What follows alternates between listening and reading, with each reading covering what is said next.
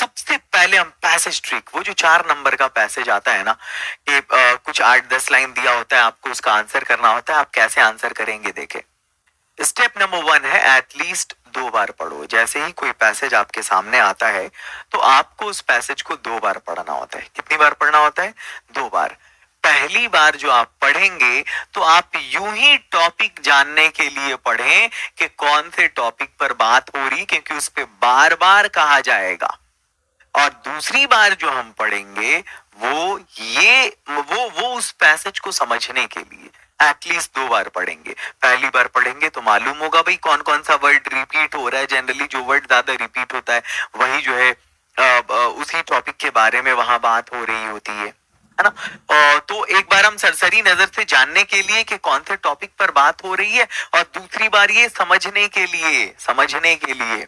अब बहुत सारे बच्चे कहेंगे कि सर मेरी इतनी इंग्लिश अच्छी है नहीं, तो हम कैसे समझ पाएंगे? अरे बेवकूफ, एक बात बताओ, पैसेज में कितना वर्ड होता है? 100 वर्ड होता है मान लिया।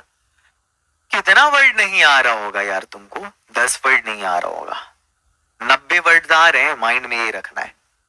ठीक है, 15 वर्ड्स नहीं आ रहे, 85 वर्ड्स आ रहे हैं, 20 वर्ड्स नहीं आ रहे, 80 वर्ड्स आ रहे हैं, 30 वर्ड नहीं आ रहे, 70 वर्ड आ रहे हैं।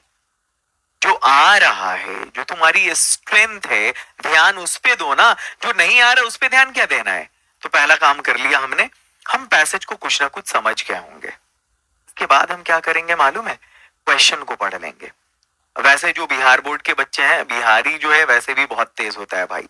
क्वेश्चन पढ़ेगा, उसको कोई पैसेज मिलेगा, वो सबसे पहला काम क्या करेगा? दौड़ जाएगा क्वेश्चन की तरफ। और क्वेश्चन में अगर कोई वर्ड दिखा उसको, ऊपर पैसेज में दिख रहा है, तो फटाक से मिलाना चाहेगा। ए भाई, ये यहाँ मिल रहा है, ये यहाँ मिल रहा है, ये यहाँ मिल रहा है, यही तो आंसर है इसका, ये आंसर है इसका, ये आंसर इसका।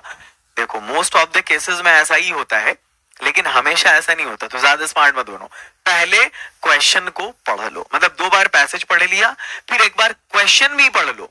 और क्वेश्चन को पढ़ लेने के बाद ये बिल्कुल सही तरीका है कि जो वर्ड या जो फ्रेज क्वेश्चन से मिल रहा है उसको अंडरलाइन कर लो। पैसेज में जो दिया हुआ पैसेज है उसमें अंडरलाइन कर लो, और अब आंसर लिखना शुरू करो। ये जो आंसर लिखोगे ना आप, तो दो टाइप से लिखो, मतलब 2 बार लिखोगे। पहली बार कहां पे लिखोगे? रॉ आंसर लिखोगे। रॉ आंसर कहीं पर भी आप लिख सकते हो, एनीवेयर। आप किताब में रफ जो आपको मिलता है ना, आंसर कॉपी जो मिलता है आपको, ये तो मालूम है ना कि जो कॉपी मिलेगी हमको भाई, उसको 4 हिस्से में मोड़ लेना है, 4 हिस्से में उसको फोल्ड कर लेना है। जो ये वाला हिस्सा हाशिया, इसको छोड़ देना है, इधर से लिखना है। क्वेश्चन में मतलब जो आपको आंसर के लिए जो आपको नोटबुक मिलता है, इसमें सबसे लास्ट वाला जो पेज है उस पे आप लिख दो यहाँ पर रफ। ठीक है, और रफ की स्पेलिंग भी जान लो, ROUGH लिखना है, रफ। ऐसा नहीं कि RUF रफ लिख देना। और इस आंसर को आप यहाँ पे लिख करके एक बार देख लो। जब फाइनली हो जाए तब आपने जो बनाया उसको एक बार ऐसे करके काट देना। गंदा मत करना, बस एक बार, क्योंकि आपने रफ किया है ना वहां पे, ये आजादी होती है, आप कर सकते हो, यू कैन डू इट। तो ये जो है ना, आप एक बार रॉ आंसर लिख लो कहीं पे। अब ऐसा नहीं कि जो वर्ड मिल रहा है तो बिल्कुल सेम लाइन वहां पे लिख दिया हमने, ये नहीं करेंगे, बल्कि लैंग्वेज में थोड़ी चेंजिंग करेंगे, है ना। आगे बढ़ते हैं। और एक चीज का हमेशा ध्यान रखना है कि अगर आपके पैसेज में इंडिया 1950 में आजाद हो रहा है, तो आपको अपने आंसर में भी इंडिया को 1950 में ही आजाद करना है। इसका मतलब समझे? इसका मतलब यह है कि अगर हैप्पीनेस का डेफिनेशन यहाँ पे जो दिया है आपको वही देना है। लाइफ का डेफिनेशन जो पैसेज में दिया आपको वही देना है, अपना दिमाग नहीं लगाना है। डिसिप्लिन का जो डेफिनेशन आपको आता है उससे मतलब नहीं, जो पैसेज में दिया वही देना है। ठीक है, ये चीजें क्लैरिफाई होगी। अब है कि सवाल कैसा होता है पैसेज में। पैसेज में सवाल होता है व्हाट मीन्स। व्हाट का क्या मतलब होता है? व्हाट मीन्स क्या, व्हेन कब, हाउ कैसे, हु कौन। यहां पर आपका जो शॉर्ट क्वेश्चन आंसर है ना उसका भी काम बन जाएगा। हुज किसका, हुम किन्हें, है ना। वाई क्यों, सवाल होता है ये सब। विच कौन सा। यहां पर आपका शॉर्ट एंड लॉन्ग क्वेश्चन भी तैयार करवा रहा हूं मैं, आंसर देना उसका। वेयर कहां, पैसेज और शॉर्ट एंड लॉन्ग क्वेश्चन ये भी यहीं से हो जाएगा, मतलब थोड़ा हो जाएगा। हाउ मेनी, हाउ मच, ये होता है कितना। काउंटेबल और अनकाउंटेबल के लिए, जिसको नहीं गिन सकते हाउ मच, और जिसको गिन सकते हाउ मेनी। हाउ ऑफन, अक्सर, है ना, कब कब, कब कब के सेंस में आता है। वाई डिडंट, क्यों नहीं के सेंस में आता है, क्यों नहीं किया, क्यों नहीं गया, इस सेंस में सवाल ऐसा होता है। आपको मालूम है कि किस तरह के क्वेश्चंस हमारे लिए आसान होते हैं और किस तरह के क्वेश्चंस हमारे लिए मुश्किल होते हैं। देखो, जब what, how, why did, Y didn't आएगा तो यह हमारे लिए मुश्किल होगा इसका जवाब देना। सवाल है व्हाट, क्या, तो क्या आपसे किसी चीज के बारे में पूछ रहा है। हाउ, कैसे, आपसे किसी प्रोसेस के बारे में पूछ रहा है। वाई, क्यों, आपसे रीजन पूछा जा रहा है यहाँ पे, इसलिए थोड़ी दिक्कत होती है इसका आंसर देने में।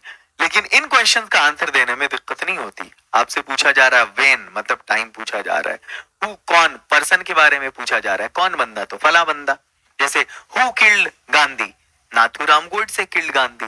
व्हेन, कब, when did doctor Zakir Hussain born, तो 1967। हुज, किसका, अब इसमें आप पढ़ेंगे आगे पैसेज आएगा, हुज पे भी क्वेश्चन है। तो वेयर, कहां, कहां, तो ये जो है ना, मतलब where did the poet go in heat to take water, poet जो है पानी लेने के लिए गर्मी में कहा गया था, तो the poet went to the water truck, पानी के नाद के पास गया था, स्नेक वाली पोएम में। खैर ये मैं आपको, अच्छा कमाल, तो ये क्वेश्चन भी आगे सेट किया हुआ है। वेन, ये सब आपको इजी लगेगा। When did Sarojini Naidu right her first poem, Sarojini Naidu ने अपनी पहली पोएम कब लिखा, तो आप इसका जवाब देंगे, जब भी सवाल डिड से आता है, डिड से आता है या V2 से आता है, तो आंसर में इसके जो है ना हम V2 ही देते हैं। तो सरोजिनी रोट, आगे जैसा वैसे ही लिख देंगे, हर फर्स्ट पोएम क्या होगा, Sarojini wrote her first poem in 1960, कुछ भी हम दे दे रहे हैं, या सपोज 1905, कुछ भी। Who met Ramu on the way, V2 है सवाल में, तो जवाब में भी V2 होगा। हु मेट, कौन मिला रामू को सड़क पर, तो यहाँ पे हु की जगह पे हम दे देंगे, कोई किसी को दे दो, जैसे राजू मेट रामू, राजू दे देंगे हु की जगह पे, बाकी वैसे ही रहेगा, Raju met Ramu on the way. Whose wish was anticipated, किसकी ख्वाहिश को पूरा किया गया, तो बंदे का नाम ले लो, जैसे एक्स, जैसे सपोज सोहन्स विश, सोहन की खुशी को, ख्वाहिश को was anticipated। To whom did the old man speak, बूढ़े ने किससे बात की, तो किसी बंदे का नाम ले लो, टू फलाना द ओल्ड मैन स्पोक, ठीक है, या did the old man speak. आगे चलो, where does Rupert Brooke want to go after death, Rupert Brooke death के बाद कहां जाना चाहते हैं, तो हेवन में जाना चाहते हैं। Rupert Brooke wants to go, जब डू डज होगा तो फिर भाई V1 V5 आंसर में होगा, ठीक है। तो Rupert Brooke wants to go to heaven, कहा, तो जगह का नाम लेना है, heaven after death. How many sons did the old man have, बूढ़े के पास कितने बेटे थे, तो द ओल्ड मैन हैड कितने, 4 सन्स।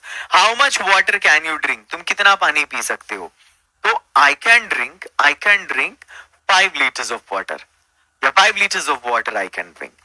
तो कहने का मतलब ये है कि ये सब सवाल था when, who, whose, whom, where, how many, how much का इसका जवाब देना बड़ा आसान है, लेकिन इसका जवाब देना थोड़ा मुश्किल है। इसके लिए आपको नॉलेज चाहिए होती है, इसके लिए इसको थोड़ा सा आपको इनलॉन्ग करना होता है। What is true home rule, true home rule क्या है ना, आपको बताना होता है। तो ट्रू होम रूल आपने पढ़ा होगा। ये देखो, मैं आपके शॉर्ट क्वेश्चन की तैयारी भी करवा रहा हूँ, क्वेश्चन का आंसर बता रहा हूँ। गांधी जी का जो लिखा हुआ चैप्टर है इंडियन सिविलाइजेशन एंड कल्चर, ये उसी से है। What is true home rule, true home rule क्या है, तो ट्रू होम रूल ये है कि भाई अपने घर की बात घर में ही रहे, आपकी जो प्रॉब्लम्स हैं आप उसको अपने घर के प्रीमाइसेस में अपने लोगों के बीच हल करें, पंच के बीच बैठ करके, कोर्ट से अवॉइड करें, यही ट्रू होम रूल है। How did the poet react to snake, poet ने स्नेक की तरफ कैसे रिएक्ट किया, तो पोएट ने स्नेक को बहुत क्या बोलते हैं, शुरू में तो भले ही उसने क्या बोलते हैं उस पे लॉग मारा, है ना, बट उसके बाद फिर जो है वो रिपेंट करने लगा कि काश वो फिर आता और फिर से मैं उसकी अच्छे से सेवा करता। ठीक है, आगे चलते हैं। Why is our mind a restless bird? हमारा माइंड एक रेस्टलेस बर्ड क्यों है? Our mind is a restless bird because why क्यों है? तो इसका जवाब क्यों की हो जाएगा। Because the more it gets, the more it wants and still remains unsatisfied. सब शॉर्ट क्वेश्चन में 2 नंबर वाले में कितना लिखोगे? Why Benji's parent didn't like Florence? Benji के पेरेंट्स फ्लोरेंस को क्यों पसंद नहीं करते थे? तो Benji's parents didn't like Florence. Why है सवाल में, जवाब में क्यों की। बिकॉज शी वॉज अगली, क्योंकि वो कुरूप थी, है ना। आगे बढ़ते हैं, और ये जबरदस्त हॉटेस्ट ट्रिक, यहाँ पे सबसे हॉटेस्ट ट्रिक यही है। क्या है, इसको तो नोट नहीं, असल ट्रिक तो ये है, सवाल में अगर डू डज हो तो जवाब में V1 V5 या इज एम आर होता है बाबू, ये बहुत इंपॉर्टेंट है, बहुत इंपॉर्टेंट है। और अगर सवाल में डिड हो तो जवाब में V2 या वाजवर होता है, बहुत इंपॉर्टेंट है, बहुत इंपॉर्टेंट, ध्यान दोगे। सवाल में डू डज होगा तो जवाब में या तो V1 V5 या इज एम आर होगा। मैं दिखाता हूं अभी, देखो यहाँ पे, तुम देखो अभी यहाँ पे सवाल में डज था ना, कहाँ पे था, डज था।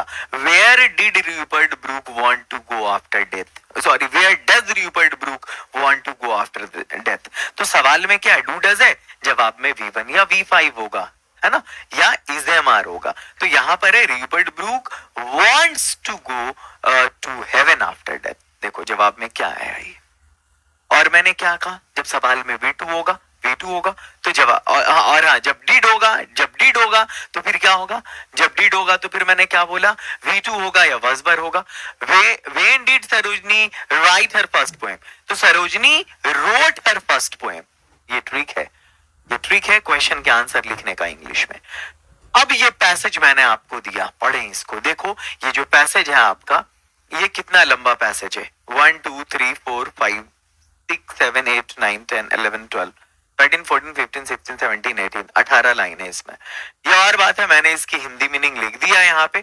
कितने वर्ड्स इसमें आपको नहीं आ रहे, 1 2 3 4 5 6 7 8 9 10 11 12 13 14 15 16 17 18, आपको इसमें से 18 वर्ड नहीं आ रहा है। मैंने ऐसा पैसेज जानबूझ के लंबा पैसेज लिया है, बड़ा पैसेज लिया है, और मैंने आपको ये बताने की कोशिश की कि इस पैसेज में 18 वर्ड नहीं आने के बाद भी आप इसको बना सकते हैं। स्टार्ट करते हैं, पढ़ते हैं इस पैसेज को।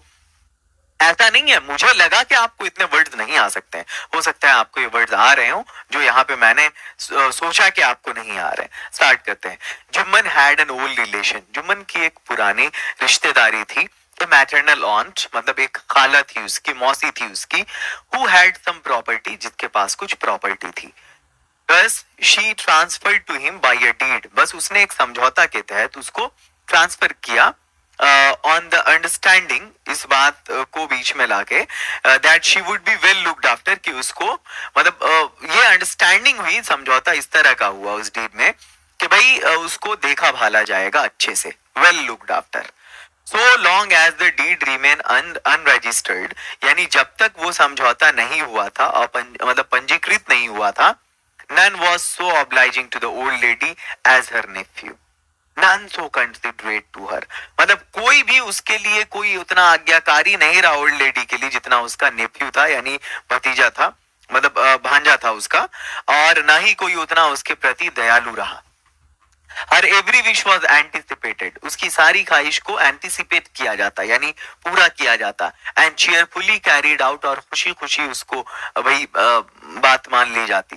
बट एवरीथिंग चेंज, लेकिन सब कुछ बदल गया, the moment the deed was registered, जैसे ही वो डीड साइन हुआ, रजिस्टर हो गया, पंजीकृत हो गया। Jumman who used to wait dotingly on his old aunt, Jumman जो बड़े प्यार से अपनी मतलब खाला को जो है क्या बोलते हैं, उसका इंतजार करता था, उसकी ख्वाहिश का, नाउ बिकेम सुप्रीमली इंडिफरेंट, बिल्कुल वो उसके प्रति जो है बिल्कुल उसका क्या बोलते हैं, इंडिफरेंट रवैया हो गया, उस पे ध्यान मतलब नहीं देना, उदासीन हो जाना बिल्कुल। His wife Kariman went even further, और उसकी पत्नी जो करीमन थी, जुम्मन की बीवी करीमन, प्रेमचंद का लिखा हुआ स्टोरी है जी ये, went even further, वो उससे भी आगे चली गई। पंच परमेश्वर नाम की स्टोरी है, मैंने उसी से लिया है ये। She grudged even the little food that the old lady ate, मतलब बुढ़िया को जो थोड़ा सा खाना मिलता था उस पर भी वो जो है हल्ला मचाती थी, ग्रज एकदम वो उस पे गुस्सा करती थी। No meal was now serve to her without Kariman's consent. बिना करीमन की मंजूरी के उसको अब कोई खाना नहीं मिलता था। The every bread that the aunt ate seem to be seasoned with the meal of abuse. मतलब रोटी का कोई भी टुकड़ा जो बुढ़िया लेती थी उसमें सना होता था, क्या गाली सनी होती थी उसमें। And this went on mounting, और ये और माउंट ऊपर चढ़ता चला गया, मतलब बात और बढ़ती चली गई। करीमन उठते और करीमन कहने लगी, क्या how long is this old hag going to live. ये बुढ़िया चुड़ैल कब तक ये जिंदा रहेगी। By giving us a few acre of wasteland, मतलब बेकार जमीन का थोड़ा सा कुछ एकड़ क्या दे दिया। She thinks she had bought us, ऐसा लगता है कि वो उसने मुझे खरीद ही लिया, मतलब मुझे नहीं, हम लोगों को। ये वर्ड है और ये इसके मीनिंग है जो मैंने ऑलरेडी उसमें बता दिया। भले देखने में ये कितना डिफिकल्ट लगा आपको, लेकिन फिर भी उतना डिफिकल्ट नहीं है। पैसेज में क्या फायदा होता है, फ्रेसिस में क्या नुकसान है, कि आप ये अगर समझ रहे हो कि एक लाइन शुरू, एक लाइन बीच, एक लाइन लास्ट का दे दिए और हमारा आंसर हो गया, तो ऐसा नहीं होता है। पटाख से काट देगा, एक भी नंबर नहीं देगा। और हाँ, उसमें तो टाइटल भी लिखना होता है। पैसेज में क्या फायदा होता है कि उसमें आंसर वहीं पे होता है। थोड़ा सा दिमाग लगाओगे डिड, डज और इस सब पे, तो आप बना लोगे। देखो यहाँ पे सवाल क्या है, हु, कौन। मैंने कहा ना, हु का जवाब आसान होता है, हु का जवाब आसान होता है, उसका जवाब आसान होता है, हु का जवाब आसान होता है। मैंने ये शुरू में ही बता दिया था। जो क्लास, जो ट्रिक मैं बता रहा हूं ना तुम्हें, पूरे हिंदुस्तान में कहीं किसी बोर्ड में ये सब नहीं चलता है, ये ट्रिक्स नहीं चलते हैं। Nowhere in India. देखो यहाँ पहले ही बताया मैंने, सवाल कैसा होता है, थोड़ी प्रॉब्लम होगी, मजा आएगा, हु और हुज है या नहीं, बोलो यहाँ पे। और मैंने ये कोई ऐरा गैरा पैसेज नहीं है। पंच परमेश्वर बहुत फेमस है, अलगू चौधरी और जुम्मन शेख के बीच की दोस्ती, पढ़ोगे मजा आ जाएगा। पंच परमेश्वर को ये उसी से लिया है मैंने और यहां से सवाल दिया है। देखो सवाल क्या है, हु हैड अ मैटरनल ऑन्ट। जरूरी नहीं इतना डिफिकल्ट आएगा एग्जाम में, बट मैंने डिफिकल्ट इसलिए दिया ताकि मैं समझा सकूं कि इस लेवल का भी आएगा एग्जाम में तो छोड़ के नहीं आओगे। हु हैड अ मैटरनल ऑन्ट, किसके पास मैटरनल ऑन्ट था। तो खाली हु की जगह पे जुम्मन ले आओ, सेंटेंस जैसा है वैसे ही छोड़ दो मेरे भाई, बन जाएगा full stop. Who was Kariman, Kariman कौन थी, तो करीमन वाज फलाने की बीवी, जुम्मन की बीवी, जुम्मन्स wife. Whose wish was anticipated and cheerfully carried out, किसकी ख्वाहिश को जो है मतलब वो पूरा कर दिया जाता था पहले से ही। तो इसके जुम्मन के ऑन्ट की विश को, Jumman's aunt wish was anticipated. Who became supremely indifferent, कौन है जो पूरी तरह से इंडिफरेंट हो गया after the registration of the deed, तो वो जुम्मन जो है वो बिल्कुल। अच्छा आंसर भी दे दिया मैंने, देखो यहाँ पे